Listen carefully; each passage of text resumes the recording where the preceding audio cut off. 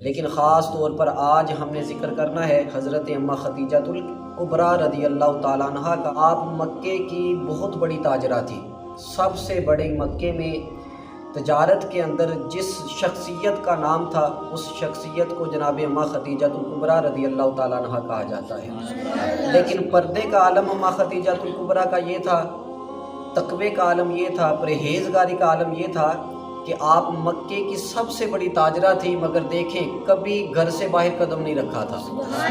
ایسی تاجرہ کائنات میں کبھی ڈھونڈنے سے نہیں ملے گی، عقل دھنگ رہ جاتی ہے کہ بھئی یہ کون سی تاجرہ ہے جو کبھی گھر سے ہی نہیں نکلی، یہ کون سی تاجرہ ہے کہ کبھی غیر محرم کے سامنے بغیر پردے کے حاضر نہیں ہوئی، یہ کیسی تاجرہ ہے جس نے کبھی کسی غیر محرم سے جا کے خود ڈیل نہیں کی۔ پھر بھی حضرت نفیسہ رضی اللہ تعالیٰ عنہ جو آپ کی ملازمہ تھی، بعد میں اسلام قبول کیا، آپ فرماتی ہیں کہ اماں خدیجہ الکبریٰ کبھی غیر محرم کے سامنے نہیں گئی، گھر سے باہر نہیں نکلی۔ لیکن تجارت کا عالم یہ تھا کہ مکے میں ایک سال قحط پڑا، قحط سالی کا سال تھا،